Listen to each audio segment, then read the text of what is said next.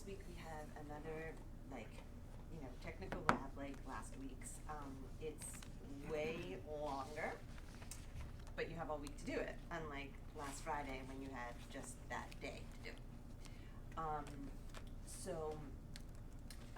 You're going to, it's focused on New York City's main open data portal, which is powered by Socrata, which is a company that provides a platform for open data and analysis and visualization for over 1,000 government organizations across the country. We'll get into that in a second.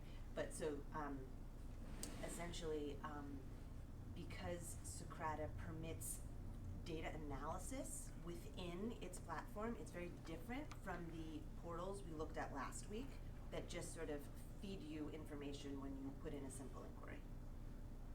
Okay, so we're going to be looking at New York City's Socrata data portal, but keep in mind that, as I mentioned, over 1,000 government organizations in the country use it, so that, meaning that what you learn from this lab and this week, you could transfer quite easily to many other data portals across the country, because they're going to look fairly similar, have the same kinds of features and functions and stuff like that. Okay. So Socrata, unlike the portals we looked at last week, enables you not only to retrieve information, but to analyze, map, and visualize it all within itself. I've said this twice already, but that's it one more time. Martin, you look a little bit. No, I'm just reading. You're just taking it all in. Okay. Okay, great. So the lab has about 6 parts. We're going to familiarize you with the portal. I know we've sort of taken a glance at it already because we pulled up 311 data, but we want you to understand the individual components of the environment of Socrata so that you can find things more easily and not in an ad hoc fashion, meaning that you know what you're doing when you're looking for something. Among the various data types that Socrata supports, we're going to take a look at a particular type called data lenses, which are like pre-baked visualizations of data. So it will start to kind of show you what you can eventually do as well. And these are already other people have already created these. They are considered official visualizations. So we're gonna ask you a few questions about that. We're gonna make sure you're familiar with like what all the different icons mean when you're opening up a table in Socrata, so that again, you know what to do and when and how to do it in the most efficient fashion, and you don't have to spend too much time sort of navigating among the different icons because you'll know what each one does. Then as for the functions and the functions and the features of actual data analysis that one can do, that's what the second half of the lab, parts 4, 5, and 6 are about. We're going to show you how to do filters, how to do things called rollups and drilldowns, more complex filters, like triple filters, sorting your data, and finally making some simple point and heat maps. So parts 4, 5, and 6, all those functions that I just mentioned are data analysis techniques that you will come upon in any context of data analysis in the future. They are specific to, we will learn how to do them specifically in Socrata, but the concepts behind them are transferable to all kinds of data analysis you'll do. So they're some of the key components, the most basic key components of data analysis. So you're saying if you're able to master Socrata, you'll be able to translate that to other softwares? Yeah, you'll at least have the conceptual understanding that picking it up in another software or another platform after this will be like starting from point 8 rather than point 0. maps, on the other hand, not so much. You'll learn that sort of back end, the more conceptual aspect of making maps in a couple of weeks. The way you make maps in Socrata is like very sort of superficial, kind of on the surface. It's not going to teach you anything about how to do it yourself, but we will get there. And you can make a quick map in Socrata, which may sometimes be very useful for you. So, a few things to mention about Socrata's just general environment before we even look at it. You want to be using it. You want to be using it in Google Chrome if possible. It's just sort of the preferred browser for Socrata. We want you to have an account just like your other communication tools, and you should always log into that account when you're using it, because any of the analysis you do, you can then save, and it will be retrievable every time you reopen and re-log in. So if you haven't yet created an account, you need a password and username. You may have created an account and you may have forgotten your password. That happened to a couple of us yesterday, so you may have to do it again or whatever. And you're going to update a profile page just like the other communication tools, have a picture, and keep yourself sort of organized. You will get an email from Socrata welcoming you when you've done that. And the last thing to mention about just the general environment is something about the domain name that I'll show you in just 1 second. Essentially, it sometimes switches between 2 different domain names, and we want you to stick with a particular one for the most part. So we've all been here before already, right? All you guys familiar, right? I want to point out 3 of the things that I may have mentioned already. Okay, so this sign in thing here where it says this, once you are logged in, it will no longer say sign in, it will say your username in that exact space. And so you want to sort of continuously be taking a look at that upper right hand corner to make sure that you are logged in whenever you're doing any analysis in it. The second thing is this domain name that I mentioned. So the other one that is a potential one you could see has Socrata in it, like Socrata.us or something like that, Socratadata.us or something like that. If you want to primarily be in this one, if you see the one that says Socrata, you may want to log out and log back in or something before you do any saves, because it sort of may get a little buggy, and I don't know exactly what happens. I wouldn't sort of understand that mechanism per se, but all I know is that it's better to be in this one when you're saving your work. And people have mentioned that, you can sometimes accidentally switch over. So just, continuously kind of take a peek up at that as well.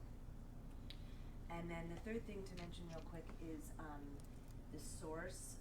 We will discuss this in the lab, but for the most part, you want this to stick with the default, which says official data, because since so many potential users are doing analysis in Socrata and saving their filtered data sets and their whatever else they're doing, their maps, their data lenses, whatever they're doing, there's another option here for all data, and that would actually have all of those users from across the city's data available to you, which you don't really want to be using because you can't necessarily know where it's from.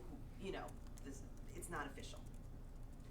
So try to keep with the official data for the most part, unless you have an inquiry into, you want to see what some amateurs or whatever random data rogues are doing out there. Then you can switch it to all data. Okay, so there's many ways to get into 311, which is going to be, one of the main data sets that we're working with this year. But a nice, really easy way is just clicking that yellow icon. It'll take you right to the one that we want. So I mentioned this data lens. The lab is going to have you answer some questions about the pre-loaded data lenses in Socrata.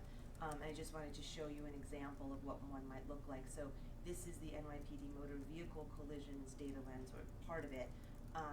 So the data from, you know, a big table of thousands and thousands and thousands of rows has been visualized in this graph form, where we can see, you know, the exact number of collisions per month over time. And same with this per borough. And so this is the kind of thing you'll see when you open up these data lenses. And the lab is going to ask you to answer some questions about them.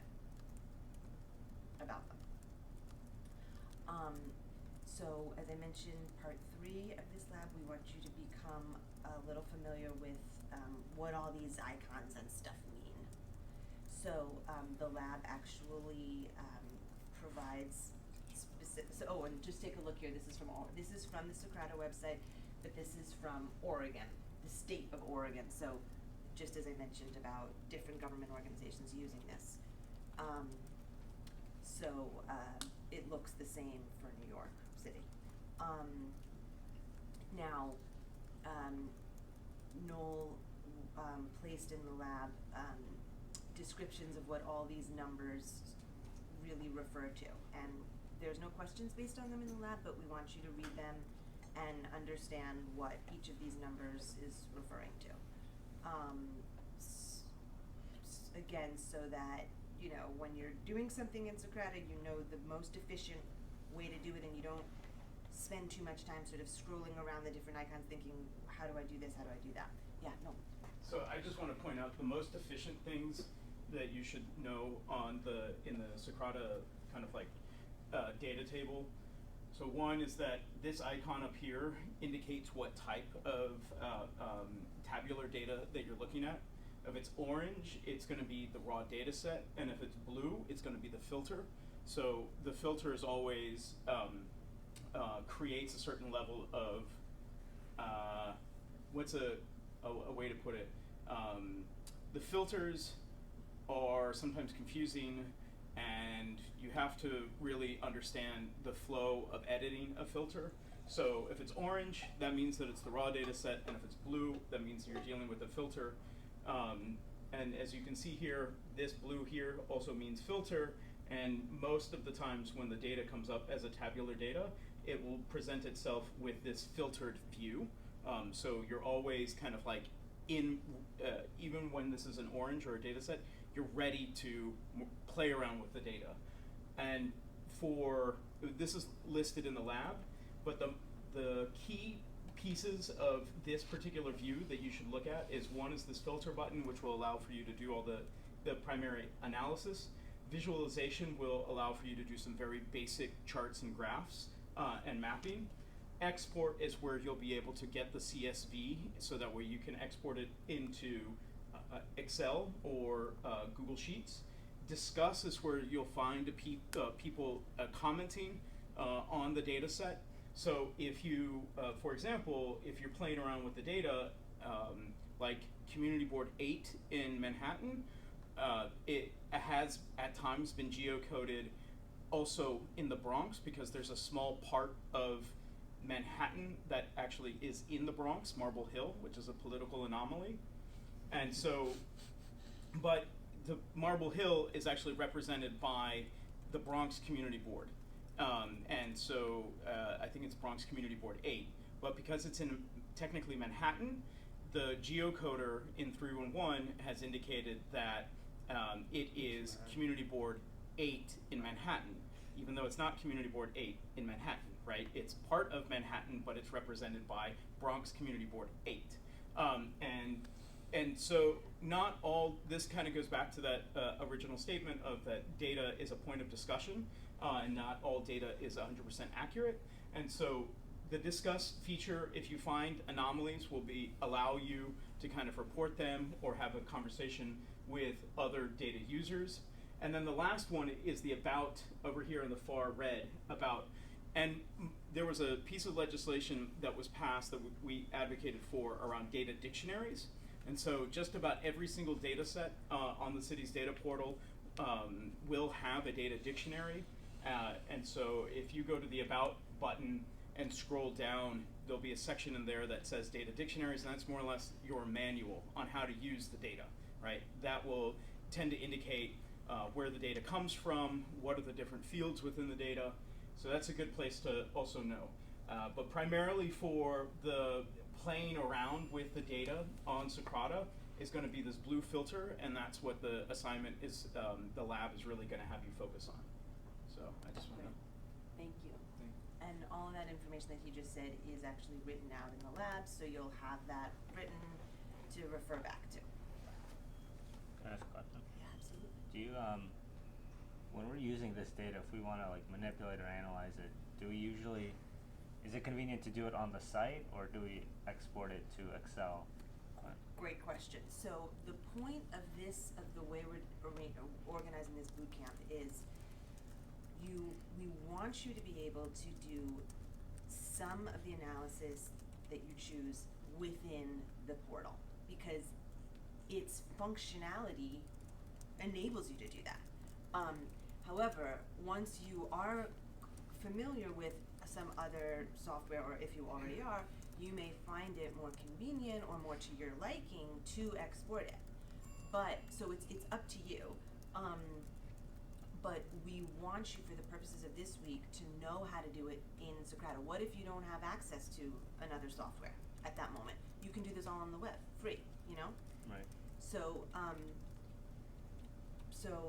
yeah. Okay. I mean, the other catch is that you have millions of rows within the 3-in-1 data set. And most of the data analytics tools that are out there that are off the shelf, you know, whether it's Google Sheets, Microsoft Excel, do not have the capability of dealing with millions of rows. So the use case is, what's the off-the-shelf tool that you have access to, or that a community board or a community member may have access to. And so it's easier to learn how to filter the data in Socrata and learn some of the basic kind of tricks that are in Socrata, because you can do some very light pivot table functions without having to export the whole data, you know, hundreds of thousands of rows, and export the data into another application and then play around with that other application. This is kind of like, hopefully, a simple bar to hold on to, and then next week we'll do Excel and Google Sheets, which will get more in-depth data analysis. And then the week after that is going to be mapping, which all of these things are going to add to each other. So this is just like, you know, the simplest, the data analytics component. Great questions. So the few functions that you're going to learn, as Noel already mentioned, filters, rollups, and drill downs. So with regard to our 3-in-1 data, I'm basically just reiterating what Noel just said. Right now, that 3-in-1 data set from 2010 to the present has almost 14 million rows, and it's continuously growing. I mean, remember when we all made our 3-in-1 complaints? So all of those are being updated. So this number is continuously growing, meaning that it's big data. It's, first of all, it's a huge data set, but it's kind of infinite. It's not finite. So because of that, and it's continuously updating in Socrata. So for that reason, you know, you want to be going to Socrata to get your most updated information on a regular basis. If you were to export this to Excel and do analysis in that, and then come back to it a week later, it'd be already sort of out of date. So by using the filter function, it's basically the best way to just start to get this huge data set into more manageable chunks. You know, the concept of a filter is you're starting with something huge and you're filtering it to something more specific. So whether that's filtering it by a particular community board or a particular type of service request. You're taking the original data and you're filtering it to a specific component of that data, whether it's a geographic filter like a community board or a different kind of filter.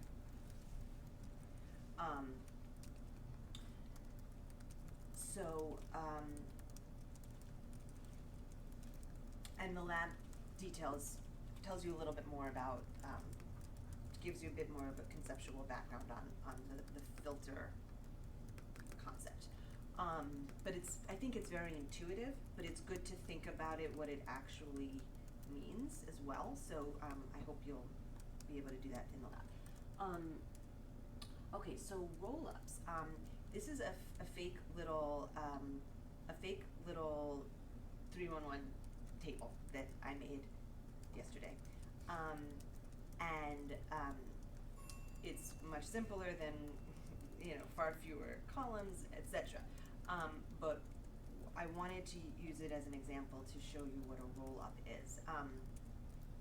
So essentially, a rollup is sort of grouping a data set by a particular column. Okay, so, and counting the number of incidents per group. So we're going to, so if you were to hazard a guess, after you've rolled up this data set, okay, is it going to have more or fewer rows than what it currently has? If you filter. If you roll it up. Fewer. Yeah. Or. I think fewer. What'd you say? Because you're filtering them. Fewer. Yeah. Right. Okay. So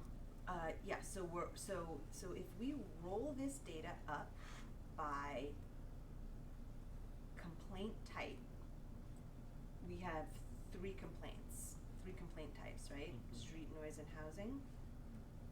And we have now a count of how many incidences are associated with that. Okay, so this roll up has rolled it up. It's grouped by the complaint type, and it's rolled the data up by counting the number of unique keys. Isaac, follow through with me? No. Okay, got it? Yeah. All right. So a drill down, on the other hand, and I'm going to show you how to do this in Socrata, but I want you to just think about the concept of this before we get to the actual, GUI in Socrata. So a drill down, on the other hand, well, I sort of gave it away by saying on the other hand, but I'll just ask anyway. Do you think that when we drill this data down, we're going to have fewer or more rows? More. Okay, so we're going to drill this data down by another column that was part of our original data set. So let's drill it down by descriptor first. So here we've broken it down now. So in housing there were two different types of descriptors. Within street there were also two different descriptors. So we've now grouped this original data set by two groups, and again counted the unique keys or the incidences for each. Okay. Now, if we were to drill it down yet again, are we going to get fewer or more rows? More. Right. So we're going to drill this down again by borough. And we're going to loosen this data up even more when we do this, and end up with the following table and the following counts. Now, if we wanted to drill this down yet again, what would happen? Drill it down further. If we drill it down further, Well, you probably only get one more row. one more row, and what would If you happen? do it right. We'd get the original data set. Oh. Okay, so rolling up, drilling down, number one, drilling down, number two. If we filter down again and get back to the original. Okay, all right, awesome. So in Socrata, this is what this function looks like. So you're gonna pick the group by column here when it says group by, and when you open this up, you're gonna have all your possibilities. So you're gonna pick the one that you wanna pick. Now, you can continue doing that just like we did the drill down with descriptor. You can add another one. Borough, you can add another one. Zip code, you can add another. You can keep drilling this data down by adding grouping columns. This roll-up part here is going to remain essentially the same for almost all of your work in Socrata. It's gonna remain, and so you should always kind of take a look back at this. It's gonna remain unique key and count. And why is that? Because for the most part, what we're doing is counting up the number of incidences per whatever we're looking at. So actually, it says function here, there's no alternative to count. So you don't have another option, but you wouldn't have another option in Socrata anyway. There's, in 311, there's no numeric columns that you would want to be, for instance, summing or something like that. We're gonna get to that at a different point during our data analysis discussions. But so for the most part, you're gonna stick with the unique key because that's the best one to count up, because each entry has a unique key, without a doubt, without a shadow of a doubt, and they're all unique. So that's the one to use when you count it up. Can I, so the sorts and rollups is really important to understand this function when you're playing around with a data set. So when you get to a data set that doesn't have a data dictionary, this function of being able to do different types of groupings and then roll-ups and do a simple count is what's effectively going to unlock the data set for you. It'll allow for you, and this is like the key part of the pivot table function. When you're given, tens of thousands of rows of information, how do you do a simple data analysis to see what's in that data? The only way to do that is to do some type of pivot function. And whether it's in Socrata or whether it's in a spreadsheet application, that function is essentially going to help you look at the data and find the key values that you'll then want to do data analytics on, or analysis on. Great, thank you. Okay, so the sort function is way less conceptually tricky. It's just sorting it, but just one thing to note is that you can sort according to like a date, which will arrange it, from either from recent to most historical or the opposite, or a text column alphabetically. So you'll play around with both of those in the lab. And that's just, of course, handy to, if you were sorting alphabetically by agency because you were interested in, how many the Department of City Planning has versus the Department of Sanitation. Well, because they both start with D, you could see them lined up, and you could, it's often useful to do these sorts, but it's something that I'm sure you guys have all done at some other point. Alphabetizing, everyone alphabetizes, so it's the same idea. I also want to point out that a key point of this is that when data sets change in the city, so 301 is an excellent example. It's like the perfect example of how data matures and becomes better over time, and also how an agency will, when it's sharing its pieces of information, will it'll evolve. And so one of the things that we're going to be looking at are heat and hot water complaints. In 311, they change over time. There's heat and hot water, apartment or whole building, and then there's also just the fact that there are heat and hot water complaints in the middle of summer. Obviously, somebody doesn't need to complain about heat in the middle of summer, but it's one categorization that's used to indicate two different things.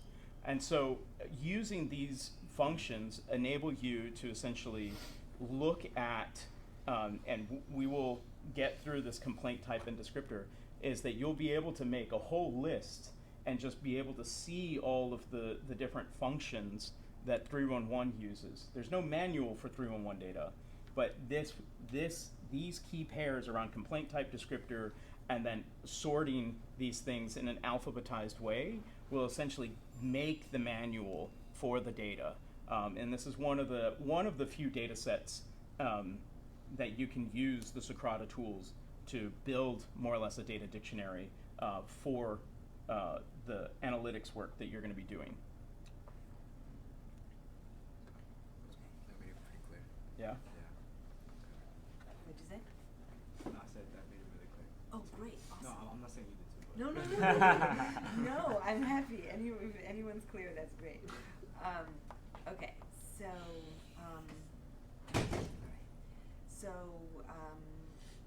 yeah, basically, we've already talked about sorting here. So, we can, you can have multiple filters going on at once in Socrata. So you can first filter by community board, then you can filter by, so in other words, you can limit your 14 million data set to, how many community boards are there in New York City? New York City? Like roughly 60. Right, 60. Okay. So if every community board were created equal, which of course is not, once you filter by a specific community board, you're whittling these 14 million rows down to 1/60th of that. Is there a limit to it so far? Because it's on a website. Because Excel has it's the number of columns you have that you sorted out. So I was wondering, like, if you're asking us to filter and sort out, does the website have a limit to?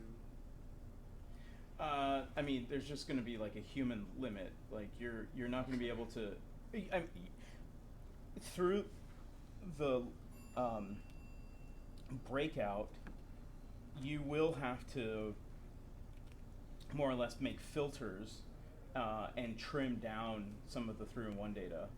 But in essence, like there's a limit, which is that you can't add. I mean, eventually you'll be able to add like other columns to 3-in-1 data if like if you start doing SQL statements that then add columns to the data. But right now you're limited by 3-in-1 has a fixed number of columns that they're sharing with you, and so you can essentially make a data set as large as that particular tabular data because you don't have that's all that they're giving you. Which is still large. Which is still a lot. Yeah. Yeah. Okay. Okay, thank you. Yeah, so, for instance, say I wanted to first whittle it down to the community board that I live in right now, CB3 in Manhattan, and then I wanted to limit all of those hundreds of thousands of rows, maybe from 2010, to just this past year, to just 2016. So that's yet another filter, and then look at all of the rodent complaint types in 2016 in my community board. That's yet another filter. So it's just continuously making it more a specific data set. So you can add filter condition after filter condition to look at a refined version of this huge data set to begin with. You'll see, you guys are all very savvy with this, but you'll see that there's you have different choices for how to put in how to write out your filter within the software. And if it's a date, you'll see there's different operation choices than if it's text data. So for instance, in text data, you may want to use the operation is, like community board is, and then put it in exactly as it looks in Socrata, which would be like O3 Manhattan in all caps. If you use the operation contains, it's a little looser than that, and you can, it may not be case sensitive, I think, if you use the operation contains versus is. So you'll see that when you get into it, and I think it'll be intuitive once you look at it and it's noted in the lab. But you want to be aware of that. Yeah. The other thing that you should know is that Socrata, like, there is a computer that's sitting at the other end of that browser that's actually doing all of the crunching of the data. And when you put in wildcards like contains instead of is, it's going to set that processor to go do the computation. So the looser the computation or the ask that you put into that request, the longer it's going to take, and it could come back. There's like no real error screen that comes up. Sometimes it just comes up with blank. And so one thing to be, this is where your literacy and your comfort level of understanding a data set kicks in. So when you're building a complex filter, like, there's going to be a time period where you will have to select a series of primary complaint types and descriptors, and you will have to do its and categories. So it's complaint type 1 and descriptor 2, and so you just have to, this is something that you'll eventually get comfortable with, but you have to know those variants and know that it's going to take time, and that you need a fast internet connection and a lot of memory on your browser, and a little bit of luck. Yeah, very true.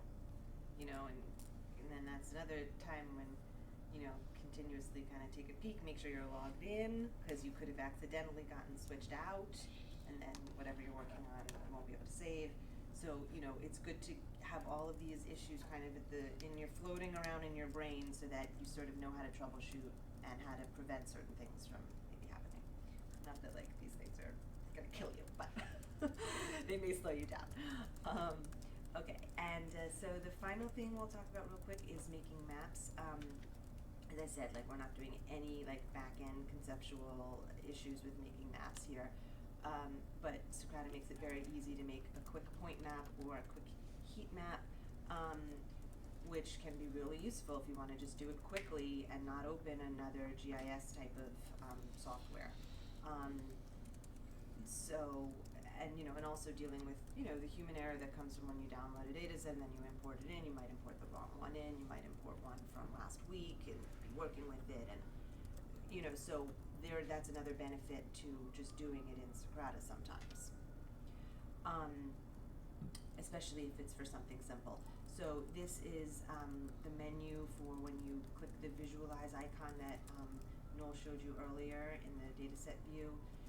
And all you really need to do is give this thing a name, choose point map or heat map. Those are the two plot styles. You're going to leave pretty much everything else default. The base map is going to be this world street map, and you click apply, and it's going to make you a map.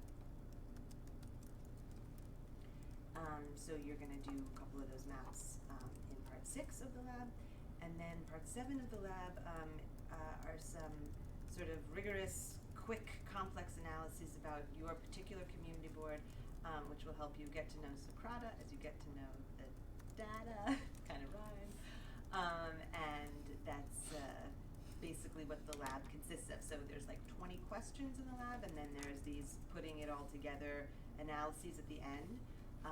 And Noel and I worked on this together, so that's pretty much it. And by the end, as I said, you'll know this portal really well, and you'll be getting a pretty good sense of some things that are going on in your community board, both of which are, key for this whole program going forward. So it should be a good thing, and you guys know how to get to it, right? The slides are always on the drive in the weekly schedules folder, and in the weekly assignments you'll find the lab itself. It's week 4, and you can just, if we can talk about, we can have any discussion right now, or you can just jump into it if you've covered everything. So does anyone have any questions or anything they want to talk about, or are you eager to just kind of see what you have to do here? The latter. Okay, cool. And remember, work with each other, share information on Slack, and you know, we're not trying to make these labs that challenging for you as an individual. Well, we're trying to make them challenging for you as an individual with the aspirations that you're working with your fellows to solve these problems, because once again, civic hacking is a group sport. So collaborate and work with each other. Anything else?